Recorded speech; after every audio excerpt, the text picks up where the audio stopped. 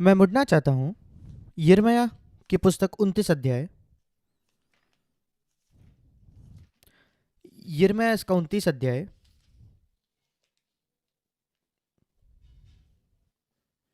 और उसका 11वां वचन।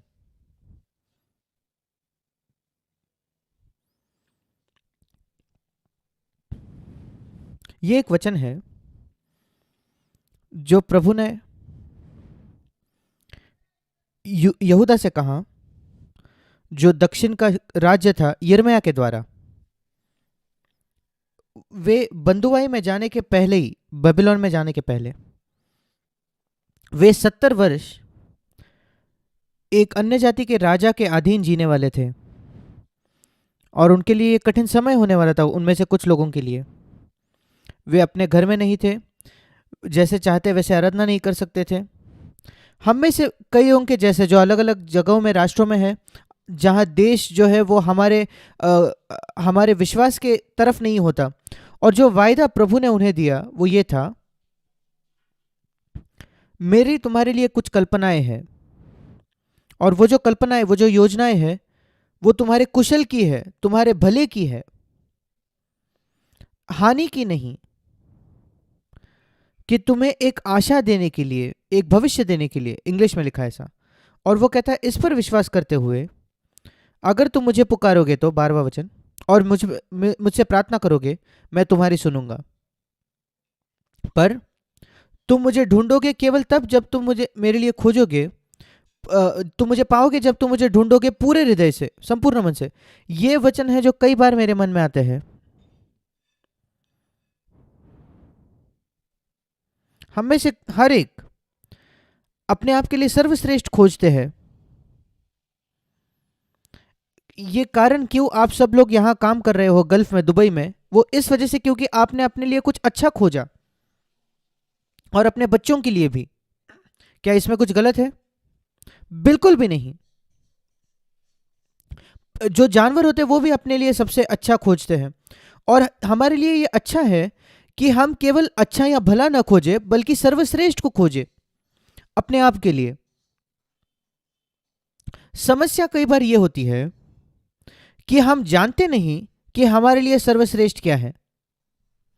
इस संसार में अगर आप लोगों के विषय में बात करें, अपने लिए सर्वश्रेष्ठ खोजने के विषय में, वे केवल आराम के विषय में सोचते हैं, पैसा, समृद्धि, स्वास्थ्य, ये सब ठीक है, और परमेश्वर इनमें से किसी के भी खिलाफ नहीं है।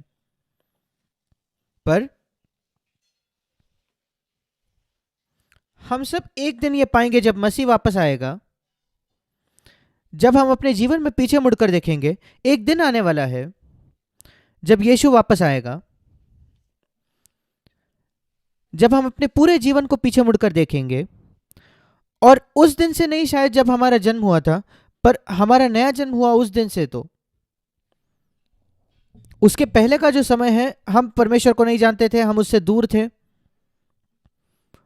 वो हम भूल चुके हैं, क्योंकि परमेश्वर ने उसके मिटा दिया है। पर जिस दिन हमारा नया जन्म हुआ, इसको याद रखिए मेरे प्रिय भाई और बहनों, आप और मैं, हम पीछे अपने जीवन पर देखने वाले हैं और सोचने वाले हैं, वो चुनाव जो हमने किए हमारे जीवन के अलग अलग मोड़ पर, अलग अलग समयों पर, वो सर्वसाधारण चुनाव नहीं कि हम किससे विवाह करेंगे, या हम कहाँ जीने वाले हैं, या कौन सी नौकरी हम करेंगे। वो ऐसी चीजें हैं जो संसार के लोग भी उसमें दिलचस्पी रखते हैं, पर उससे भी ज्यादा वो चुनाव जो हमने अपने जीवन के अलग अलग मोड़ पर किए, जिन्होंने ये निर्धारित किया हमारे जीवन के कई पहलुओं को। मैं उसके विषय में अपने आप सोचता हूं, कई बार सोचता हूं। मैं कहता हूं, प्रभु, उस दिन मैं नहीं चाहता कि कोई पछतावा मेरा हो, जब मैं अपने जीवन को पीछे मुड़कर देखता हूं, कि कोई भी चुनाव जो मैंने किया हो, अगर मैंने केवल वो चुनाव केवल कोई पृथ्वी के लाभ के लिए किया, उसमें कुछ गलत नहीं है।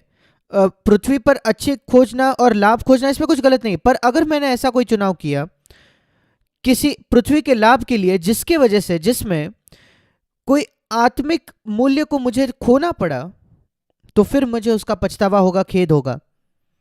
और वो एक खेद ऐसा होगा, मैं व्यक्तिगत तौर पर सोचता हूं कि मैं कभी उस पर उभर नहीं पाऊंगा, क्योंकि उसे सुधारने का कोई तरीका नहीं होगा उस समय। इसलिए आप जानते हैं हमारे बच्चे कैसे हैं। जैसे हमारे बच्चे बड़े होते हैं, सबसे मूलभूत समस्या सारे बच्चों के साथ वो ये होती है, उन्हें लगता है कि वो उनके माता पिता से बेहतर जानते हैं। इस वजह से वे आज्ञा नहीं मानते।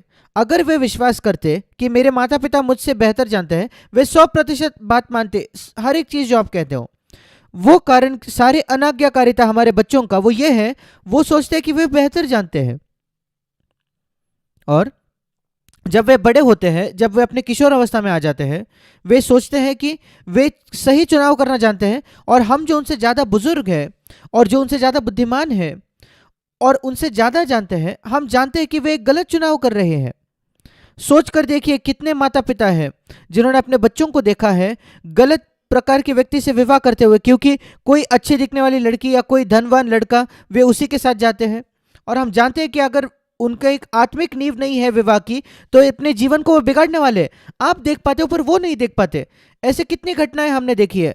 मैंने लोगों को CFC बैंगलोर में देखा है जिन्होंने अद्भुत सत्य सुने जवान होने के नाते, और वे जाकर किसी गलत व्यक्ति से विवाह कर बैठते हैं। मैं साफ साफ देख सकता हूं कि भविष्य में क्या होगा, पर वो नहीं देख पाते। और फिर सोचिए, अगर हमारे पास पूरा पूरा भरोसा होता, अगर हमारे बच्चों का पूरा भरोसा होता कि मेरे पिता मुझसे बेहतर जानते हैं मेरे लिए क्या भला है, वो अगर वे इस बारे में निश्चित होते तो वे उनके पापा की सुनते सारी बातों में। पर वे नहीं निश्चित है, विशेषकर जब वे अपने किशोर अवस्था में आते हैं, उन्हें लगता है कि वो बेहतर जानते हैं। पर आप उन पर दोष नहीं लगा सकते, क्योंकि हम अपने आप भी कई बार सोचते हैं कि हम परमेश्वर से बेहतर जानते हैं, और इस वजह से हम उसकी आज्ञाओं को बिल्कुल गंभीरता से नहीं लेते। बाइबल का एक वचन पूरे बाइबल में, शायद मैंने जिस पर सबसे ज्यादा प्रचार किया है पहाड़ी उपदेश पर और वहां के वचनों पर, शायद किसी भी दूसरे वचनों से या अध्यायों से, वो 3 अध्याय, मत्ती 5, 6 और 7। ऐसा क्यों? क्योंकि वे सबसे बुद्धिमान व्यक्ति के द्वारा कहे गए शब्द थे जो कभी इस संसार पर चला। आप सब इससे राजी होंगे कि यीशु मसीह सबसे बुद्धिमान व्यक्ति था जो कभी इस पृथ्वी पर चला। सबसे बुद्धिमान व्यक्ति जो इस पृथ्वी पर चला, उसने कहा बिल्कुल शुरुआत से ही, पहाड़ी उपदेश की शुरुआत में, मत्ती 5 में, ये वो व्यक्ति है जो सचमुच धन्य है, जिसके अंदर ये गुण है। और मैं कहता हूं, प्रभु मैं ये चाहता हूं, मैं आपके इतना बुद्धिमान नहीं, और अगर आपको लगता है ये सबसे आशीषित जीवन है जो एक मनुष्य इस पृथ्वी पर जी सकता है, मैं ये चाहता हूं, मैं ये जीवन चाहता हूं। और उस संदर्भ में मत्ती 5, 6 और 7 में, उस सेक्शन में एक भी वचन नहीं है अच्छे स्वास्थ्य के बारे में।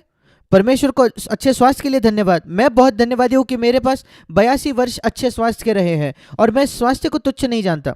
पर कई बार लोगों के पास अच्छे स्वास्थ्य नहीं होती कुछ समय के लिए, पर वो जीवन की मुख्य बात नहीं है। मुख्य बात जीवन में बहुत पैसा बनाना भी नहीं है, क्यों, जो संसार के लोग यद्यपि सोचे कि यह मुख्य बात है। और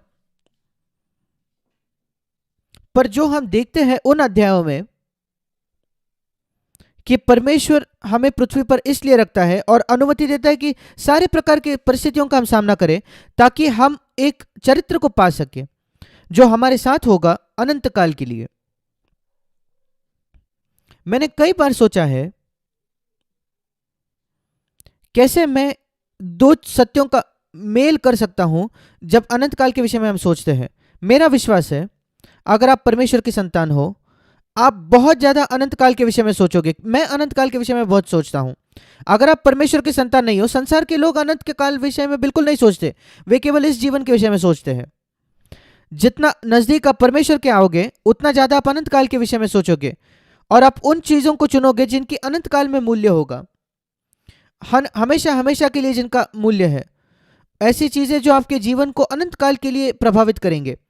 और जब मैं वचन पढ़ता हूं बाइबल में कि आपका प्रतिफल बड़ा होगा, उस अंतिम दिन पर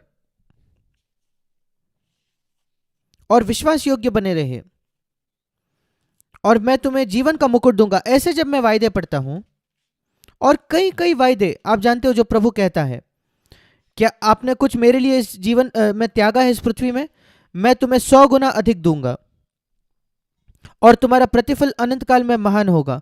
ऐसे कई वचन हैं, आप खुद उन्हें जानते हो। नई वाचा में यीशु मसीह ने खुद कहा, नए नियम में। और जब मैं इन सारे वचनों के विषय में सोचता हूं, मैं अपने आप से प्रश्न करता हूं, क्या हम सब समान होंगे अनंत काल में, एक जैसे होंगे, चाहे हम कैसे भी क्यों ना जिए इस पृथ्वी पर, सिर्फ इसलिए क्योंकि हमने मसीह का स्वीकार किया और हमारे पापों की क्षमा हुई है? यह तो बिल्कुल कम से कम था। और जो चित्र मेरे मन में है, जैसे बच्चे एक स्कूल में होते हैं, अगर एक बहुत अच्छा स्कूल है, सबसे अच्छा स्कूल किसी शहर में, और वहां एक बच्चा है जिसको वहां एडमिशन हो गया, दाखिला हो गया, और अच्छे स्कूल में दाखिला होना कोई आसान बात नहीं है, पर इस बच्चे का वहां एडमिशन हो जाता है सबसे अच्छे स्कूल में, और वहां कई बच्चे होंगे जो सब इसमें बढ़ाई कर सकते हैं कि हम सबसे अच्छे स्कूल में जाते हैं इस शहर के। यह अद्भुत है। पर फिर जब आप देखते हो, उसमें से एक बच्चा, वो सबसे अच्छे स्कूल में तो है, पर वो 10 वर्ष से बालवाड़ी में बैठा है, और वो 20 साल का हो गया है, और वो अभी भी पहली कक्षा में है। क्या फायदा इसमें बढ़ाई करने का कि मैं सबसे अच्छे स्कूल में हूं? और दूसरा कोई, उसने इतना विकास किया है 20 साल में कि अब वो अपनी पीएचडी कर रहा है। उनमें भी अंतर है। मेरा विश्वास है कि ये ऐसा होगा अनंत काल में। हाँ, हम स्वर्ग में होंगे, और कुछ लोग सोचेंगे स्वर्ग में होना पर्याप्त है। अगर आप स्वार्थी, स्वयं केंद्रित व्यक्ति हो, खुद में केंद्रित, जैसे सारे मनुष्य होते हैं, फिर हम कहेंगे अगर मैं स्वर्ग में हूं वो पर्याप्त है, वो बस है। ये सबसे खुद में केंद्रित रवैया हो सकता है जो आप एक व्यक्ति होकर अपना सकते हो। ये एक बच्चे मसीह के लिए ठीक है जो बालवाड़ी में है।